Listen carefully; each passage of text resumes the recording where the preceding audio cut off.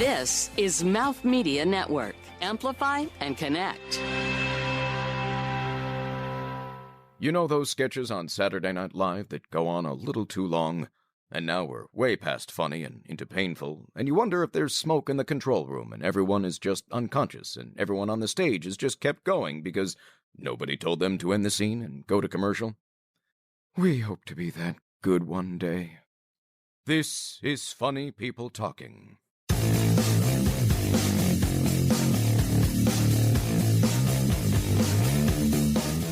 Hi, I'm Sheba Mason, and I'm a comedian. The only thing I would rather be doing than listening to this podcast is nothing. I would really like to listen to this podcast, especially when I'm on it.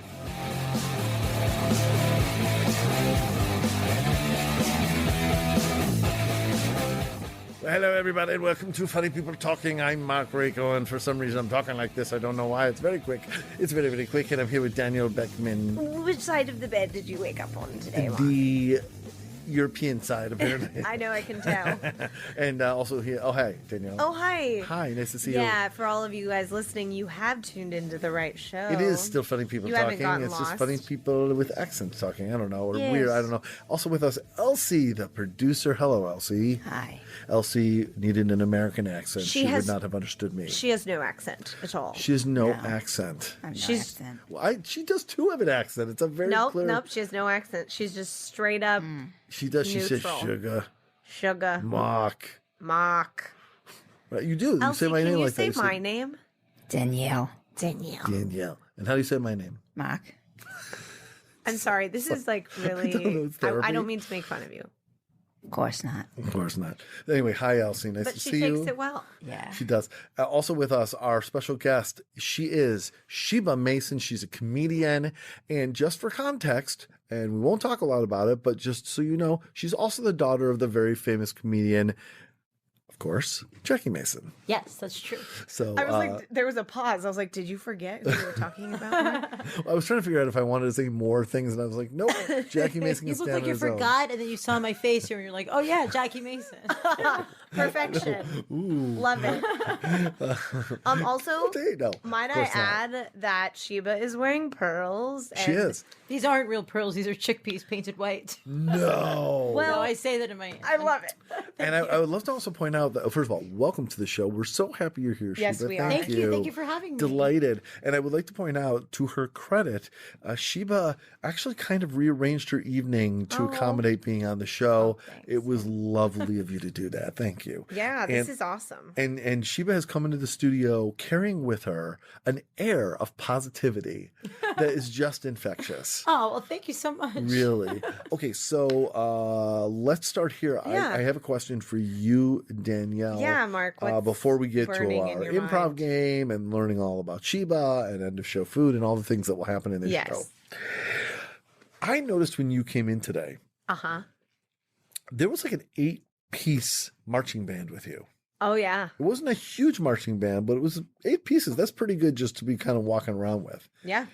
And I'm trying to figure out, there aren't many of my friends that I've seen walking around with 8-piece marching bands. Well, you know I'm special. That's why I'm your co-host. No question about it. It wasn't I will just for pure transparency. Yeah. Honestly, the marching band had nothing to do with the request that you co-host the show with me. Oh, okay. Well, see, didn't I really- wasn't sure, so now the truth comes out. Is that why you brought it? I'm you were really having some glad. doubts about confidence in you, so you thought you'd like deliver? I'm actually, thank you for telling me. I feel better about our friendship now. Okay. Yeah. So what would you like to know about my octet? Well, I want to know why they're with you. I mean, why do you just walk around the city with 8 marching bands? Well, you know, I have a passion for the homeless in the city. yes, I and do. I've found certain friends along the way who have musical talents, and they love to hang out. And we've gotten them all some instruments, and we do a little parade down the street, make some tips. This is a group of homeless but musically skilled Yeah. people. And hopefully a lot of them won't be homeless anymore. That's Hopefully pretty neat. they'll go from, hey, this is a really good idea. It's a good idea. And Because what of I a love is, lot of the subway performers, yeah. our buskers Yeah. make good Nothing. money. Oh yeah. Yeah. Like nothing. Good money. Oh yeah. Also, I hope you noticed that you like that they were like steampunk themed. That was sort of I my do. little. I also love that Yeah. you're getting a lot of props for something that's not really. We're Yes. like, oh, good for you, Danielle. Way to go. Yeah. Well, I came into some money recently, so I just decided to. This is how you'd spend it. Instead of giving Yeah. it to the homeless, you'd Yeah. buy them. I came into like marching band $100 uniforms. extra dollars, Oh, and well, it there you worked go. out. It was either that or bubbles on each corner. Well, bubbles Which we've are talked still about. happening It's still a for my good idea. life. Yes. All right. But thanks for asking. Yeah, well, I just None of them curious. are here now. They all went to No, it's their very quiet respective now. places. No, they did. Yes, I did enjoy the uniforms though. Thank you, steampunk. Steampunk, but Yeah. lime green steampunk. Yes. Very unusual. Yes, it is. It is a thing. It is a thing. All right. I live near the Green Lady in Brooklyn. Remember? That's right. And her Inspired by the color Green Lady. palette We is have to lime have her green. on the show. Have you heard about the Green Lady, Sheba? Yeah, a little bit. Yeah, she's I think in her late 70s, early 80s, and her hair is green. Every single thing in her home, but everything is green. Every single thing she owns, her shampoos, her nail polish, her socks, her. It's actually my favorite color too. But I love don't take it. it to that extreme. Yeah, yeah. Well, the So- red's a great color for you. You're wearing Well, red now. actually, It just Sheba, seems to... you match the Funny People Talking logo. You do. It's like you're part of the logo. I know. Who would have thought? I'll tell you a funny story that we sometimes tell. So our logo has a rubber chicken in it laying down. And after we recorded our first episode of this show, we walked out of the building. This was before the logo was designed or anything.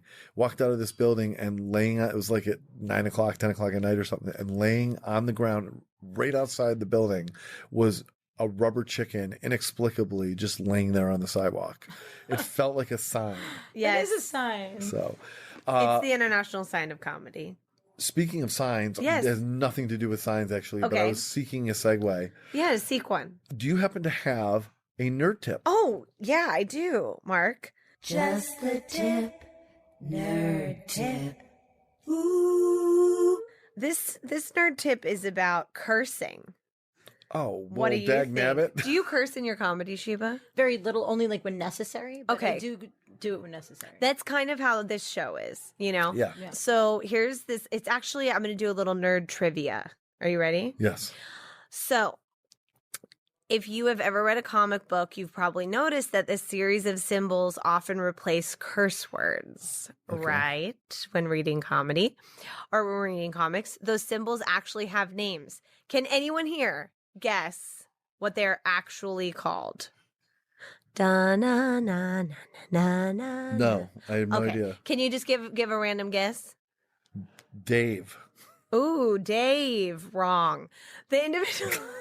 Okay, so these individual symbols, you would think it's like @ sign, exclamation point, question mark. No, they're called jarns, quips, niddles, or grolixes. I feel Dave was as good a guess as anyone else could Yeah. have given Even though the word actual jarn results. is pretty cool. Jarn is cool. Jarn Binks. What Jarn, was the jarn. So a grolix, Grolix. yeah, grolix is generally used as the blanket term. I like that word. Isn't that that with an, so is that with cool? an X?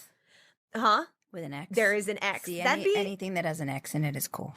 well. I would love to name Don't you my have a silent X in your name, Elsie?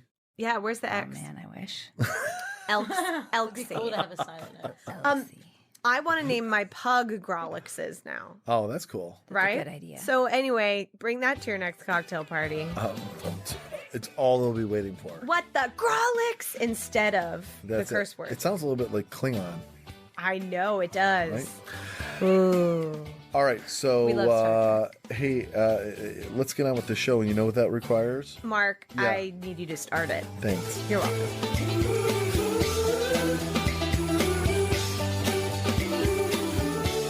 From the Mouth Media Network studios in New York City, and from the same people who brought you Monkey Radio with Mark, this is Funny People Talking with Mark Rako, Danielle Beckman, and Elsie.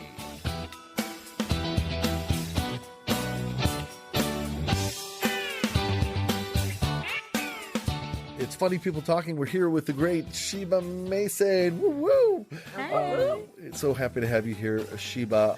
Yeah, so we're going to get all into who you are and what you do in just a minute. But first, I have to take a little jog over to.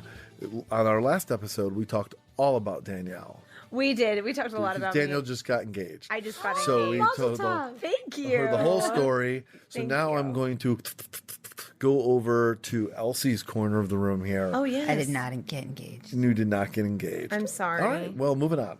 But we are engaging you in conversation. I would like to hear an update, if I may, on your cat, None of Your Business. Yeah, me too. We haven't heard about None of Your Business in a while. And I'd like to know, first of all, how is None of Your Business doing, like health-wise and all? Yeah, how are the And how teeth? old is None of Your Business at this point? He's 16. 16. Oh, wow. Yeah. That's pretty up there for a cat, huh? Yeah, he's fine. Yeah. Yeah. And how does None of Your He's a Business... very young 16. You would never know. Right. Now, remind us what... He Remind doesn't us... have any wrinkles. No wrinkles. No wrinkles, no white on his What are cat years? muzzle. 4. So 16 times Is that right? 4. Is that true? Yes. So... No, I'm lying to you. Okay. Yeah, it's So 4. remind us, just for context, what None of Your Business does at night. He's a Sometimes. jazz musician. Okay.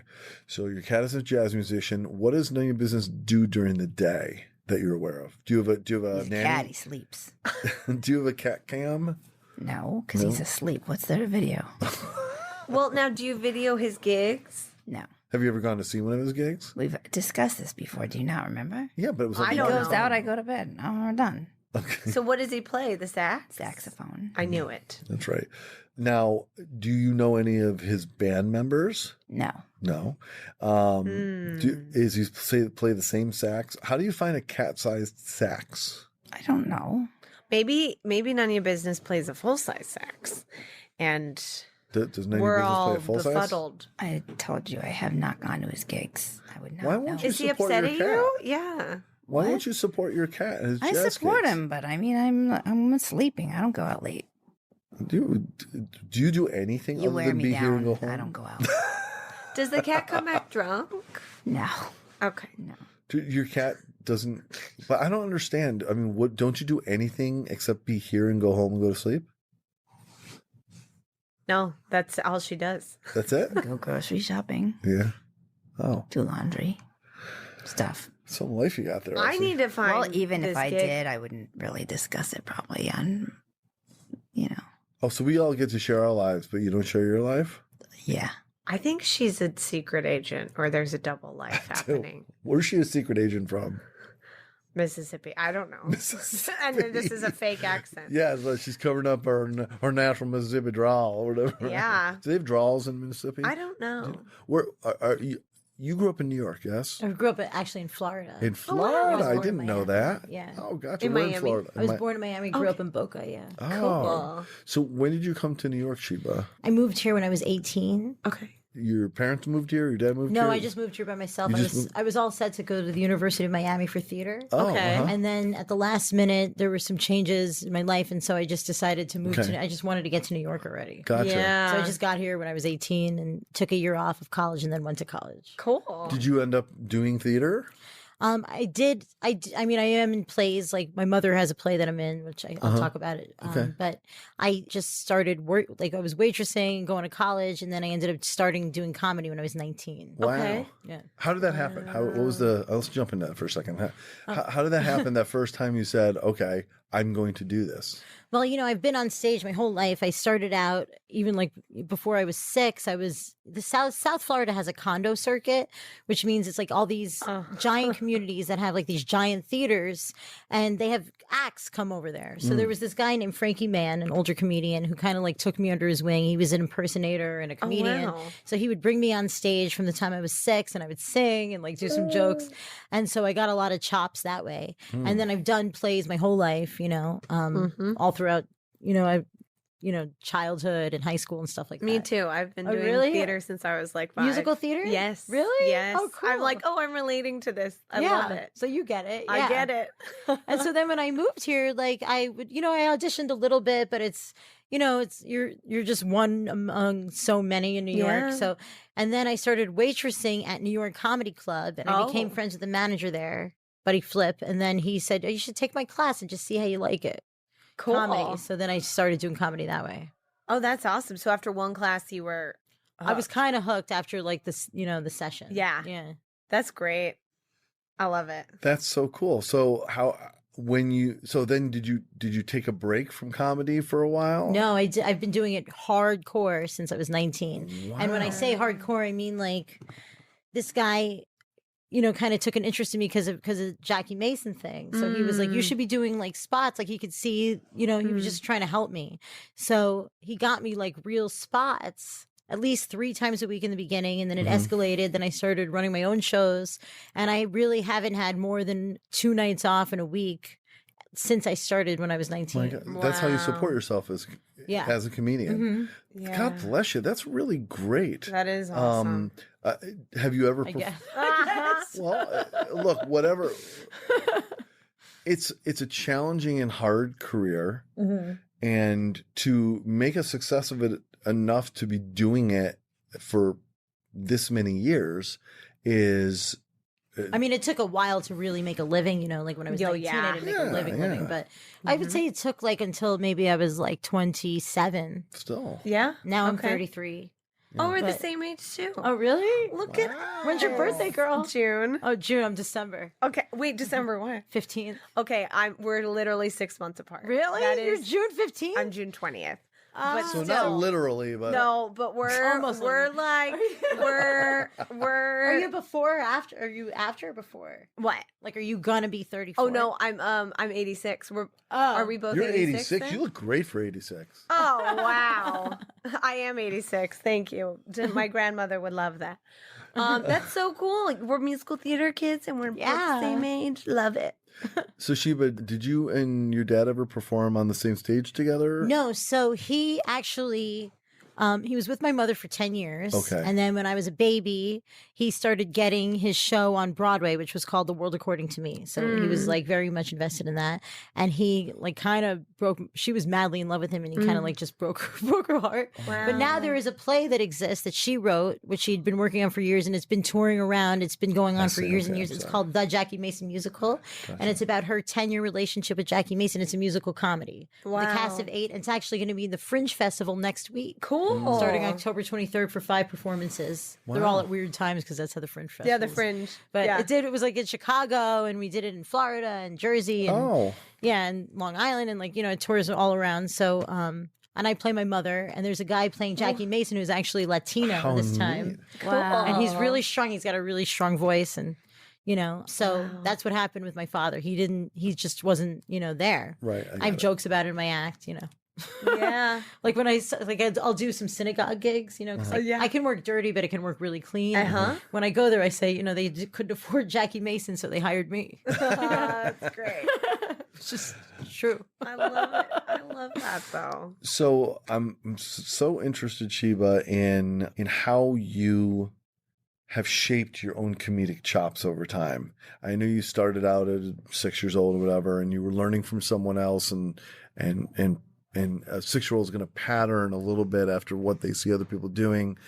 When did you start to figure out, when did it dawn on you that you had your own thing going? What I mean is your own comedic choices you were doing, your own humor you were carving out. You said, wait a minute, I have my own act. I'm my own thing. That's a really good question. It takes a while really to find your voice as a comedian. You start off doing, I was working with this guy, and he was kind of helping me like kind of I was kind of learning joke structure, even though I grew up as Jackie Mason's daughter and I come from a playwright, to actually do it yourself, to write your own jokes. My father is a master. I know that, and he's an excellent joke writer. Even if it's not your cup of tea, you can't deny that his structure is like impeccable. Right. Yeah. But it just kind of takes a while to feel it yourself and to find your voice. I would say it took a lot of trial and error, just performing, doing it every night, finding out what works, what doesn't work, what jokes do I enjoy telling the most, instead of just what works, because sometimes you'll have a joke that really works, but you hate it. And like, you can't do that. It's just kind of selling your soul, So it took me a long time, I think, through trial and error, through writing and writing and writing a lot, and trying things that didn't work and trying things that worked and fixing things. And then I think it took maybe like 6 years to really figure out my exact voice, Okay. and to like develop this kind of persona, which is kind of like a throwback it's kind of like a toss between like Joan Rivers and Uh-huh. Nikki Glazer-ish, you know? Yeah, I love Nikki Glazer too. I remember when it's funny, I saw you perform, I've seen you perform a few times. The last time was, I think, about 3 years ago, at the Yotel, that comedy Oh, spot. yeah. And it may have been for a fundraiser. Like upstairs. Yes, Yeah. yes. And what's funny is right now, because there were a lot of comedians on the lineup, so there weren't any of particular jokes from that night at all that stood out to me. But you know how you say it's not necessarily what someone says, but it's how they make you feel that you remember. I think that's a Maya Angelou quote. You always remember how someone made you feel. And I remember how I felt watching your set. And when you left, it was one of those things where I was so delighted the whole time. And I went, yeah. And I looked at my watch and I was like, she just did a full 7 minutes. And it felt like it went by like that. Wow. Like it was just constantly like it felt so natural. And I was just majorly impressed. And I was like, and I think Regina DiCicco was on that night. Do you know Regina? Yeah, she's been on Funny People Talking. Yeah. And specifically the two of you that night really stood out to me, and I was like, That's gosh, pretty cool. yeah. And I just remember that. Of course. How would of you course. describe your set, or generally speaking, the humor that you do? What is it? What is it about? What's the ethos of it? The mood of it? I would say it's really honest. Really honest. I really take a lot of real life experiences and I make them into jokes a lot. I would say that it's, even when I'm political, I keep it silly. So I never really take a side to alienate half the room. That's not my goal. I'm not here to preach. If that's your thing, that's fine. But that's just not what I do. I talk a little bit about sex and different ways and like everybody does. But I think that I'm just, it's weird to toot your own horn, but it's just, I just feel like people have told me like they just feel like they would be my friend after. Is it like, I'm just kind of like your friend. Approachable in a way. Yeah. Yeah, they're comfortable. Like I'm not snobby. I'm not really, even when I'm sarcastic, it's like, you can see I'm being sarcastic. I'm kind of like friendly.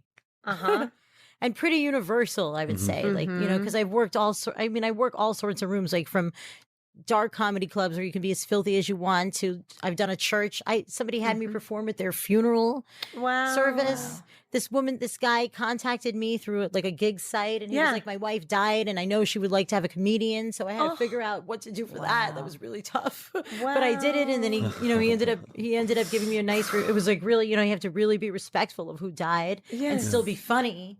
And it was really a task. What an honor, challenge, scary situation. Yeah.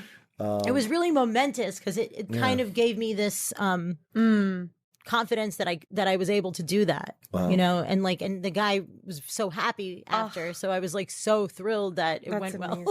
I feel like after you do that, then you're like, okay, I can do any comedy club. I've done funerals, honey. We're it was. good. I almost didn't even want to take I said to him on the phone, I said, "Are you sure you want a comedian? Like, I don't, even though he's going to pay me and stuff, I just felt like this is not, I didn't want to just take his money and, not do it in earnest." Yeah. And then he's like, "No, she really would like this. She loved comedy. She loved your father. You should do this." So beautiful. yeah. So it was almost not a life-changing change, but it was kind of altering a little bit, to do that. It stands out of my mind. I mean, it's only a few months ago. humor is, humor saves lives, I think. And and sometimes gallows humor is what people need to get over things too sometimes. Yeah. Well, you talk about politics these days. A lot of times, the humorists are the ones that are helping us navigate some of the. I think about someone like Jon Stewart, who, through his time developing the Daily Show, he informed us, but he helped us through some tough times with humor. Colbert, exactly. How do you approach a joke, Sheba? Where does it come from in your mind? Because every comedian we talk to seems to have a little bit of a different process or way they think about a joke. For example, they'll write down ideas, or as things happen to them, they note them, and then later they visit them. Some sit down and say, "I'm going to write jokes now." Some, they're just basically telling their life and they see it in a funny way. So how do you approach, where's the material in your set come from?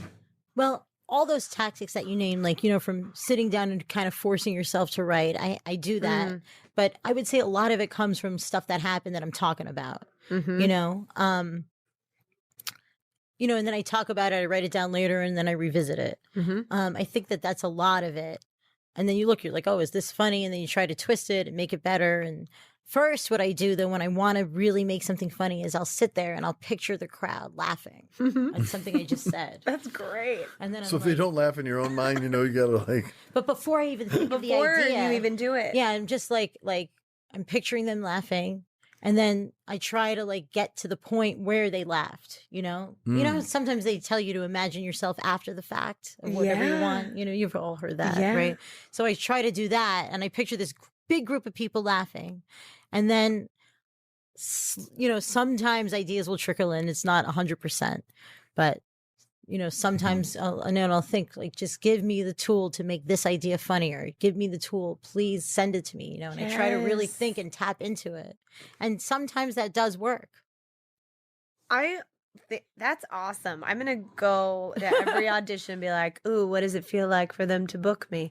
Yeah. It feels good. But imagine yourself after the fact, whoever you would text, whether you would text your fiance and say, oh my God, I got the part. So picture yourself texting that person. Danielle. I know. And you're the first person in this room to say fiance. It's really fun. Fiance. Exactly. I know. And I deeply appreciate that idea. I love that. How do you know when your set needs to change? You personally, how do you know when it's because the way I think about it is unless it's the same people coming in the room every time, hypothetically, you keep telling the same set for a long time. It's new audience almost all the time.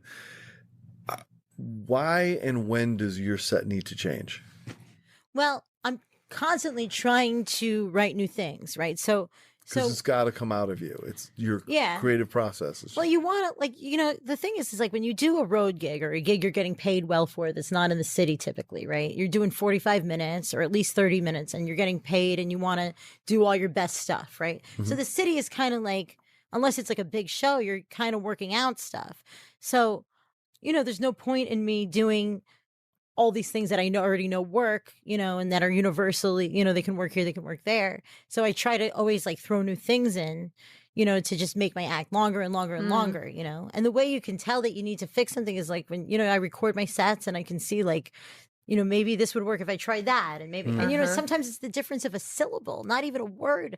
I've had the differences of a syllable change the whole trajectory of that joke. Wow. Because it's rhythm. It's not only your word, it's your rhythm. Yeah. So, I've seen that. So I'm really pay, close attention to what's going on. Hear the room, hear the audience, and listen back to your set and think, well, sometimes you'll have a joke that works so well 8 times, and then one day it just doesn't work. And you're why? Damn it. Why did it work all these times? Oh my So you either go God. back and you fix it, and then sometimes you'll just end up getting rid of it.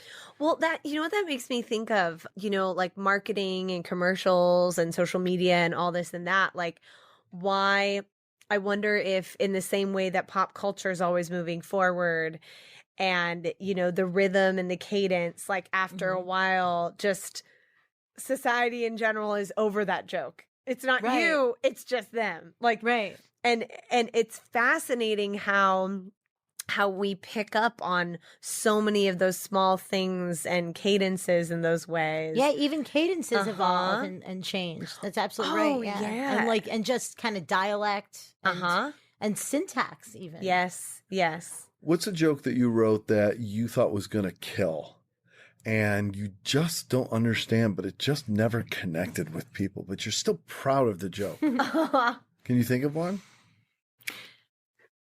Well, I have this joke that's fairly new. Can I be dirty on here? Of course. Yeah. Okay, so it gets an ooh. I knew it would get an ooh. We'll give you an ooh. We'll block. I knew it would get an ooh, but when I wrote it, I thought it was so funny. Right? Yeah. It's a little bit off color. So. Okay. So my friend just had a baby. This is based also on truth, right? So my friend just had a baby and she's always breastfeeding in public, which I have no problem with. But a lot of my guy friends can't wrap their brains around a woman breastfeeding. It's they can't understand it. But I kind of get it because guys have always seen the breast as a sexual object. So it must look weird to see a child sucking on a sexual object like a breast. You know what I mean? I would think it's weird if I saw a child sucking on a man's testicles. unless I was at the Vatican. Ooh. It works joke. kind of, but like It's it a gets good that joke. ooh, yeah. You have to know when to do it. You can't, I did the ooh for you. Thank you. But did you notice? Okay, I just have to say, Sheba, when you did that, you slipped into your joke cadence. However, it was just like she was talking just to us. Yes. Really? And that's how you perform. Oh. You perform as Thanks. if there's one person in front of you. And Yeah.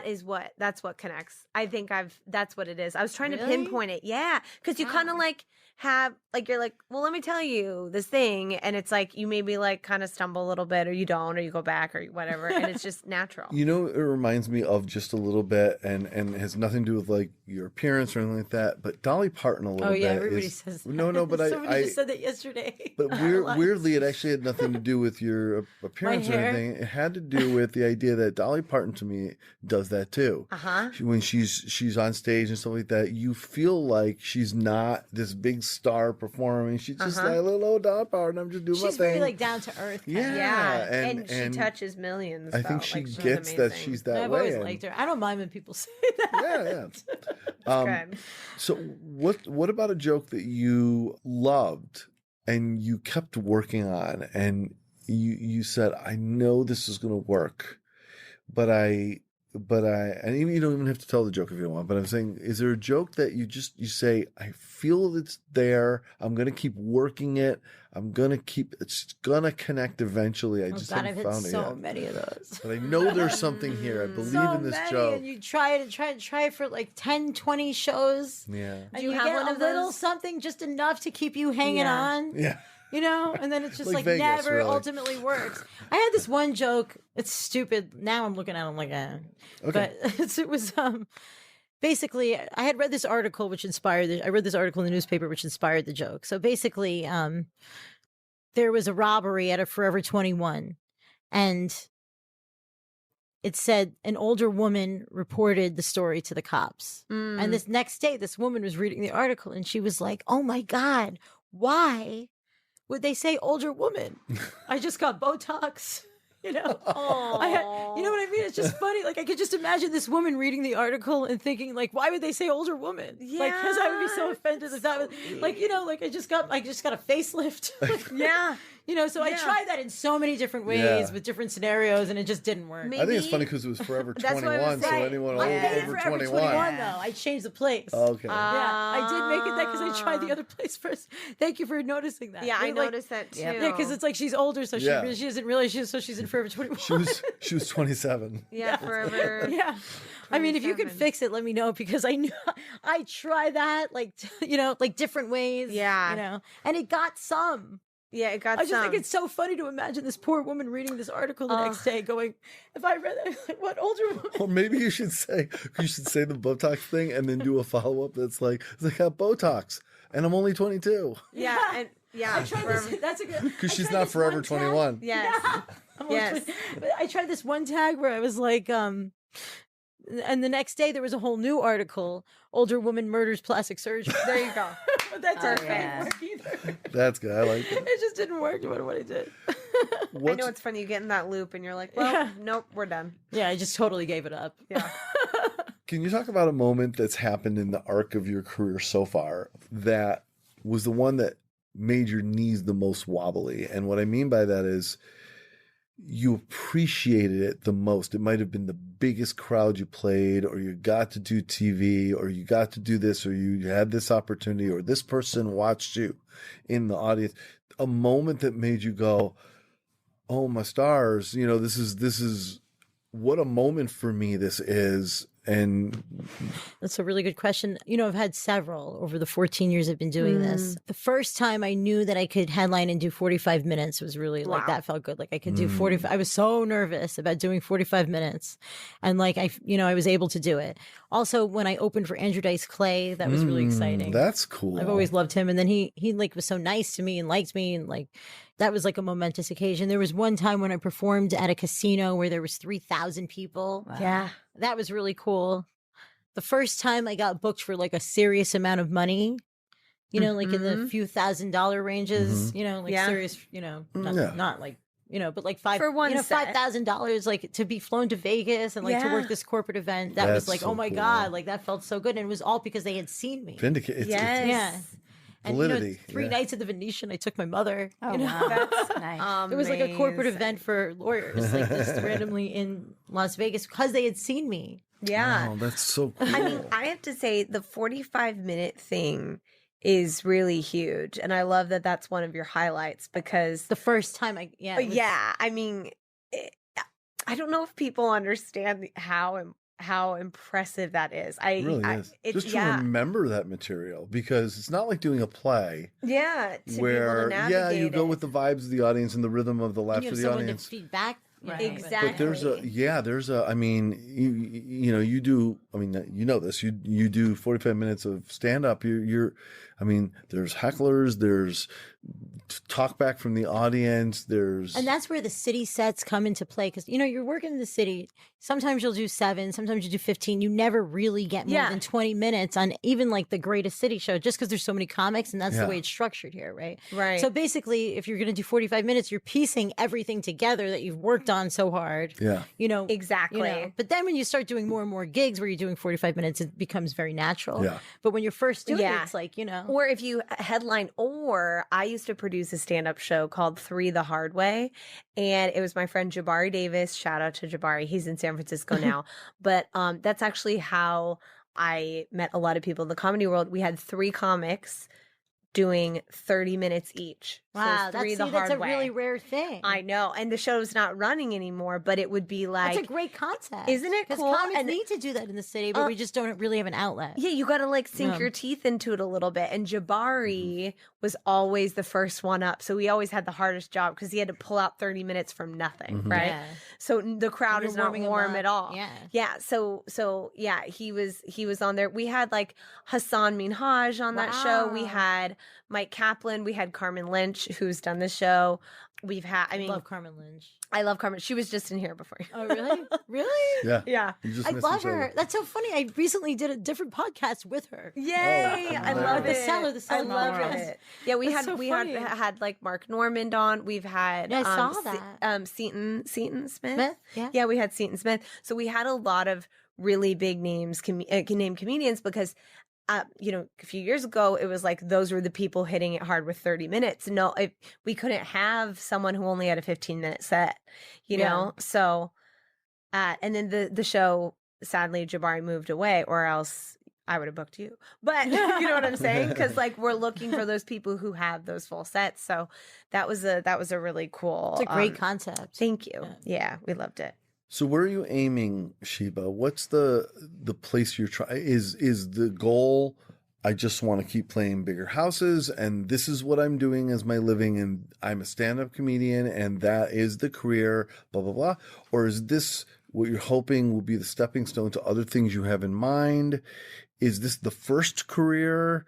Is it like, where's your head at as far as how this plays into your life trajectory? Well, I love doing stand up, and I love, like you said, being able to do long sets on the road and stuff like that. And, getting more and more accolades sort of in the city, as it goes.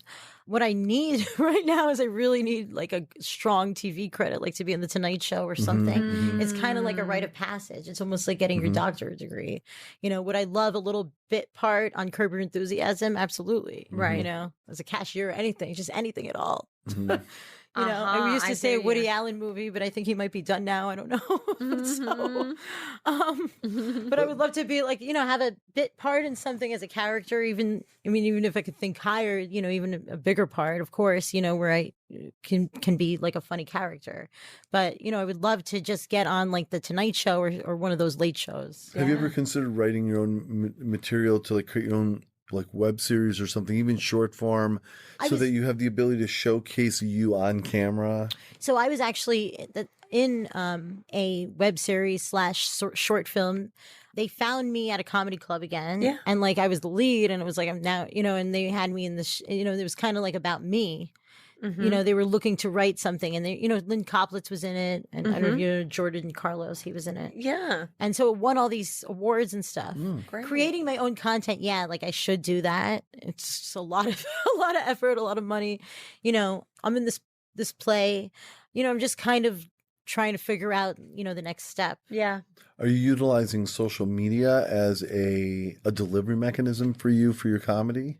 I am not enough. I should really do it more. Because that is really a very inexpensive, very easy. I'm not know. trying to give you advice. I'm No, but you're absolutely right. brainstorming with you here. I use it enough, but like not that much. Even if like every day, for example, once a day you had a funny thought of the day, or observation of the day, or like a video, and you just do like an Insta story or something like that, and then you on Instagram, and then you just or if you want to do Twitter or whatever. But I'm saying it just get you so used to being on camera for such a regular period of time, but you'll also start accumulating more and more followers, a library and followers, but a library of content that you never know when that connects with someone. I mean, the first guest we had on this show was Clarity, who's influencer and an actor and comedian also, but he was a huge successful star on Vine when that was a big thing. And he did it almost by accident. He just started doing stories, and it just connected with some people. I'm sure you hear about that a lot. And it built it into a big millions of followers, so. Yeah, he has 1 million on. Yeah, TikTok is the newest thing. Wow. Yeah, TikTok. So no, I think that's. No, that's very valid. I mean, that's, you're absolutely right. I mean, this is encouraging, not as advice. I mean, no, it like you're right though. Like I see the wheels turning though. I should be doing that. Like I should even like. I gotta get those. Like I have to learn how to. How they have the words like out with the lines. You see someone doing stand up, and then they have like the word bubbles. Yeah. I Yes. don't know how to do that. I what keep you're asking saying. everyone how to do Yes.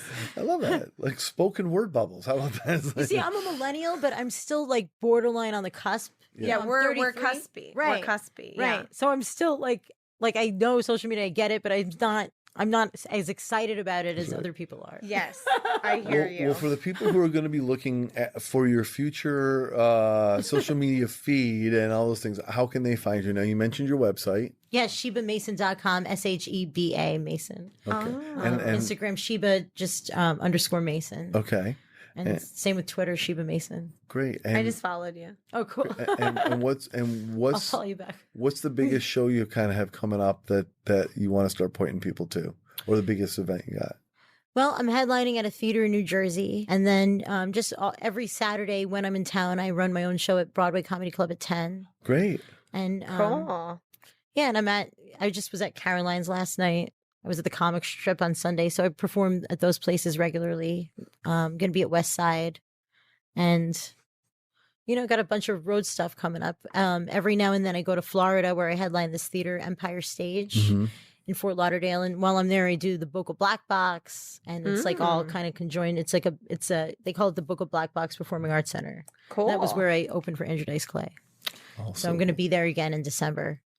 Well, everybody check out Sheba Mason. Yes. I'm so definitely me and my wife will come and see you Oh, for sure. thanks. That'd be really fun. Get your free tickets. Oh, yay. Thank you. That's so sweet. Well, we'll let you know when we're coming, not for the free tickets, but so that you know that we're coming. So thank you. But free tickets are good. So anyway, all right, we're going to take a quick break. When we come back, and thanks for sharing so much of yourself and how you look at humor and everything like that. We're going to take a quick break. When we come back, we're going to take a moment to think about Tina, and we're going to play an improv game, and then it will be end of show food right after this.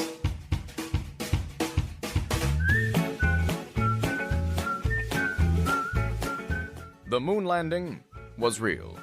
Aliens may indeed exist. Madonna was once young. And funny people talking, well, the jury's still out.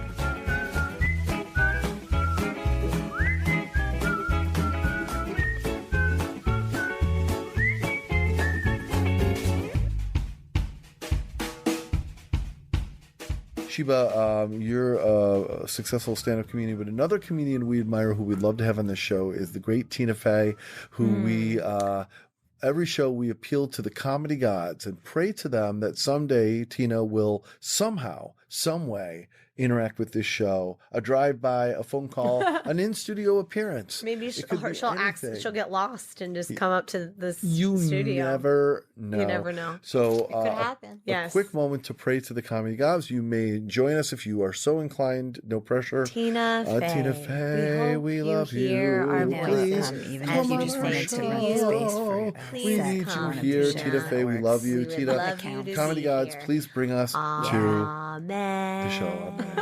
Baruch atah Adonai. Yes, thank you. That's about all I know. I know Baruch atah Adonai Eloheinu Melech melech haolam, haolam. something- I know it something like because that. I was in Anne Frank. Oh. Oh. Seriously. Were you Anne Frank? It's a long story, but no. I was. I'm She not was bitter. Just Frank. I was just Frank. No, I was. What's her name? I was Mrs. Van Dam.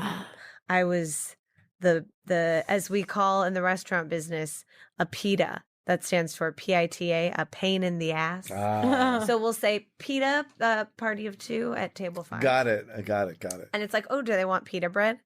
Yeah. Yes, we do. I don't do that anymore. I'm Oh. reformed. Are you Jewish? I'm not, but I grew up in a Jewish town, so I went to a lot of in Rochester. I went to Brighton, was my where I grew up. And there's a lot of Jewish people, especially when I grew up, and I went to a lot of bar mitzvahs. So Oh, yeah? I was able to grab just that amount of Hebrew. I used to be a motivational dancer at bar mitzvahs when I was Yes, like you 15. were. You know, those They kids that, need like, everybody those. to else- get it started. Because Yeah. kids are so It's a good awkward. side hustle for a kid.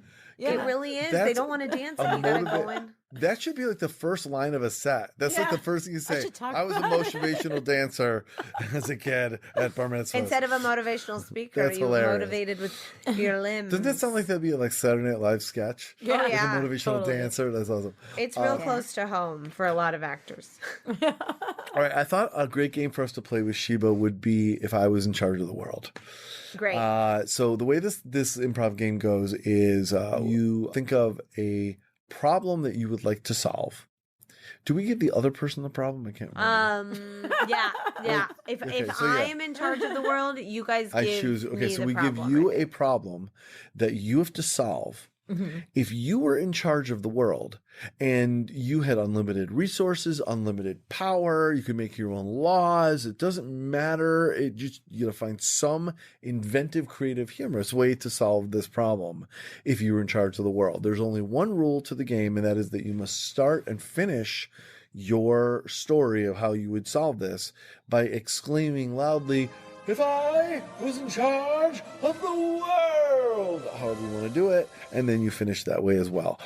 We will demonstrate, but that's the game we'll play. Is that okay? For some reason, I just thought it just fit you. For Sounds some reason, I don't fun. know. All right. Yeah. So I will start out and demonstrate. Okay. Because I often don't go first, so I'll just volunteer. So fall we'll on the give sword. So you what is my problem I need to solve? So it's usually like it can be anything, but it's often like an everyday problem that we all have a problem, like people keep bumping into you on the sidewalk or something. Okay. You know?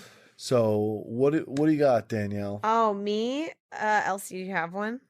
People leaving their trash when there's a garbage can 5 feet away. Okay, got it. Thank you. If I was in charge of the world, the way I would solve people who just very selfishly and lazily leave their trash just inches or feet away from a trash can, it's very easily there. And I should mention that most blind people would be exempt from this particular rule because in some cases they just honestly may not always be aware that there's one there. Okay. I would actually I take that back. Garbage cans will emit a pulsation that will allow all people to be aware that there's a garbage can Tell us nearby. about a pulsation. Yeah, it would go like brr, brr, brr. So you always know Like a there's phone garbage vibrating. can nearby. Like, Yeah, does it like that. detect the garbage? No, it's in the garbage can vibrating it so that you always know where the garbage can is. Oh. And you can actually shut off the vibration for 10 seconds by putting garbage in it, which is like a little reward built in. But what would happen is the area surrounding the 600 square feet surrounding a garbage can would be electrified. And there would be a small sensor built into that would be constantly looking around for anyone in a throwing or dropping motion of something. Yeah. And if garbage hits the ground in that electrified area and is not deposited into the can within 15 seconds following, the entire area is electrified. Even just a passerby? Yes, and here's the beauty of it. Much like in the military, like if one of the members of the platoon screws up, everyone has to do the push-ups. This allows us to take action and not be docile about the people around us. We see people, we don't want to make a scene. I don't want to cause trouble. That person might shoot me. We don't call people always to task for their laziness. I mean, it's ridiculous when you see someone throw garbage on the ground 10 feet from a garbage can. Do it. So Reiko 2020 is what I'm hearing. Reiko 2020. Keep going. So it's basically a punishment deterrent system along with an observational sensory system built into the garbage can with an alert system for the blind so that this is properly taken care of. It's ADA compliant, basically. Got it. So that's how I would solve this problem if I was in charge of the world. There you go. I like it, but I'm scared. Well, but I do like it. But I bet you put the garbage, you'll be avoiding garbage cans altogether. Yeah. Everyone's going to just stuff it in their pocket for later. Maybe. People just hoard stuff. That's right. Maybe. All right. Hey, this is a good way to get it going, though. It is. Elsie, you're next. I'm going to pass in the interest of time. Okay. Just because we only have a few. Sheba's got to make her gig. Yep. Cool. All right, Love it. Cool. All right. So how about one for you, Sheba? Okay. Elsie, why don't you come up with what Sheba's problem she has to solve is? Yeah. What problem are you going to solve? I know. The people who in the grocery store that have random things in their cart, whether it's them or their kids, that they end up not wanting that stuff. So they just leave it at the front of the register area for someone else to go put where it belongs. They just like leave it on the thing. Yeah, instead of putting it counter. away, they say, I don't want this, and then they just dump it. So Sheba, how would you solve that issue? Someone has to clean I that almost up. want to use your idea for this. 'Cause it's like, We'll talk like it a out. sensor. The sensor idea is pretty good with the vibrating thing. Yeah. I would say that if you do that. Wait, if you were in charge. Oh, yeah. Oh, sorry. Yes. If I were in charge of the world, Yes. I would have every time you take your hand and you put this thing down, an item, that a giant hand comes out and just smacks you. And it hurts pretty bad. Again, Not with like badly enough that you're beat up, but like badly enough that's conditioning. Again, with the punishment regimen. Yeah. I like that. I guess we're American. We've been thinking in America too long.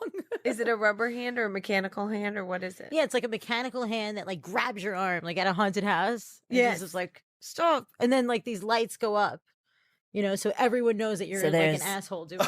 Yeah, yeah. So there's embarrassment factor. In the store. Yeah, embarrassment factor. And that's what you would do. That's what I would do if I were in charge of the world. Thank you, Sheba. Perfect. Very, very good. All right. In the interest of time, we are going to move on. Sorry, Danielle. No, Thank you, good. Elsie. I Because already am in charge of the world. I know you are. I know what our friend Sheba here has a gig she has to get to, so it's tough when you're talking with comedians because sometimes they have to perform. Sometimes. So we're going to take a super quick break. When we come back, it's end of show food right after this.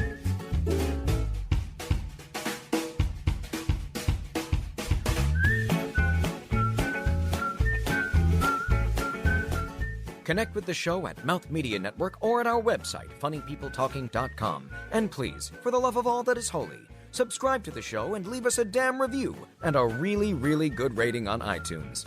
Pretty please? Thank you.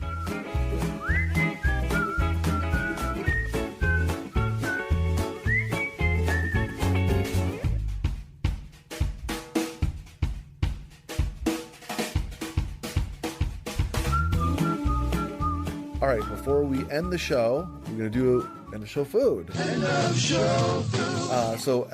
a point in which Elsie has scoured the countryside. She goes online, she stops in stores. You never know what she's going to find. She'll find some interesting food, drinks, snack. You never know what it is. She'll bring it here. We'll sample it after she explains what it is. Don't start until she says go. That's a big rule. And then once we've tasted it, we'll rate it on a scale of chickens. You make your own scale of the number of chickens that you want to base this on. So it could be, 50 out of 112 chickens, for example. And that's what we do. So, Elsie. What have you brought for all of us to share? I I will see say something. you were very excited Today about we're this. doing Charms, fluffy stuff, bacon flavored cotton candy. What? No. Yeah. So, Cotton Sheba, candy. something that you may or may not know on this show is that bacon is a huge theme. Bacon Oh, is really? good, And yeah. Even if it's Mark fake. loves bacon dearly. I saw a guy in Greenwich Village walking his pig. Okay, he was walking a pig like a pet, and Was I that said, future bacon or? and I said, "Do you still eat bacon?" And he goes, "Sometimes. I love it." Oh, After he's a pet pig, so that's how delicious well, bacon but is. No. farmers have pet pigs, and then they All eat right. bacon. They Oh slaughter. wow! So Bacon's delicious. I should say that this looks like almost looks like Okay, a so what bag do of we do? potato chips. Whoa, It's that like a is bag so of potato weird. chips, but it's cotton Can I candy smell? inside. And what's the color of the Oh. cotton candy? It's pink. Oh, she put it in her mouth. Oh, Oh no! Sheba violated the rules. Oh, no, I'm no. Oh my god! I'm Wow, it's sorry. pink. It's well, I got a big wad here. Oh my gosh, This I is got pink a cotton lot. candy. I'm kind of scared. It looks like It looks like a fiberglass. truffula tree from the Lorax. Just don't share your Dr. thoughts Seuss. yet. All right, so This we've all is got in our hands. terrifying. Ready? Ready? 1, 2, 3, go. All right, so you're Oh, eating I don't cotton want to candy. do this. Mmm. Oh, Whoa! well. Oh, It doesn't even taste like cotton candy at all. I like it. It's like all bacon. I really like it. oh. It's not. I'm saying Danielle doesn't like it. Danielle does I not don't care I for don't it. like it. Is it because you need it to be sweet? You want mine? Do you like bacon, No. Danielle?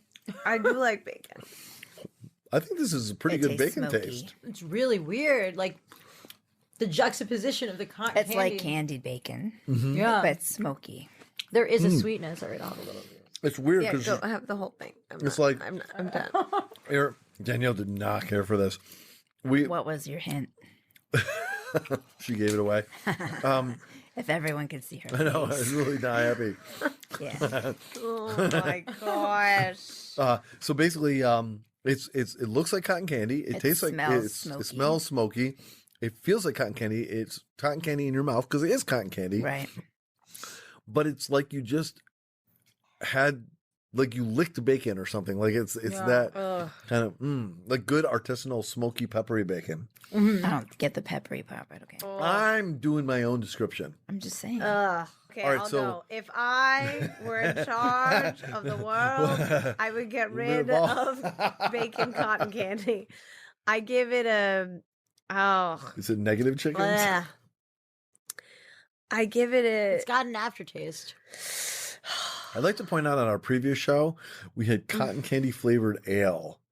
yeah. This is worse Whoa. than that. The a ale theme. tastes like cotton candy. It didn't though. That's It the actually thing. tasted like grapefruit to me, I'm gonna give this which is like nothing like a 41 out of 1,000. Ooh, low. Chickens. Just doesn't do it for you. Oh, Did it taste I'm- like bacon to you?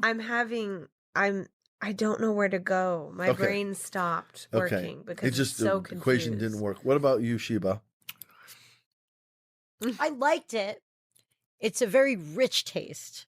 It's like really like very. It's a little overpowering. overwhelming. It's a little overwhelming. I agree. I would say I give it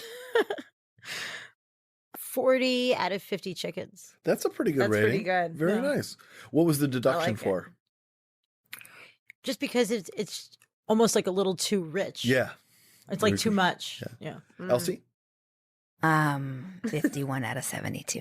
Gotcha. Deductions for? Same thing? I just couldn't eat a whole lot of it. It would be something like Right. it's a pretty decent sized bag. You can only have like this one bag- bite.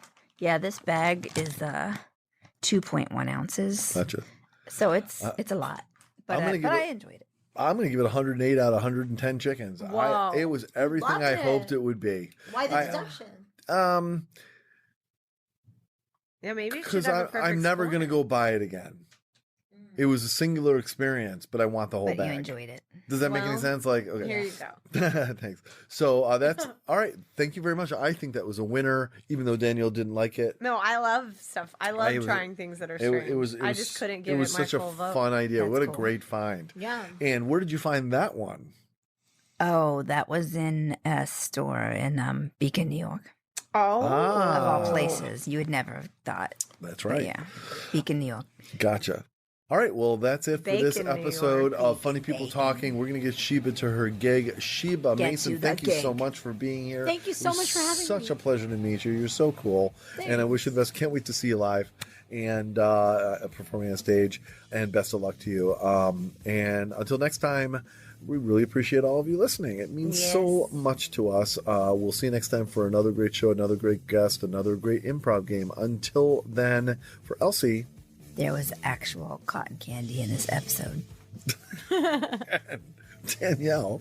Good night, everyone. I'm going to go wash my mouth out. All right. I'm Mark Rako. Have a great day and stay funny.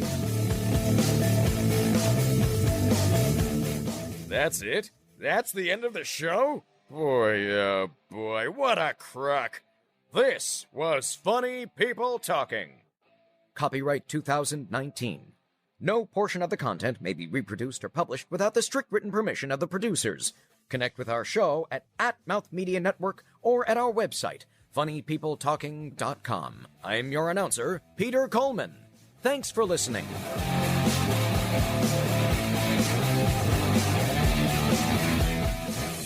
This is Mouth Media Network. Amplify and connect.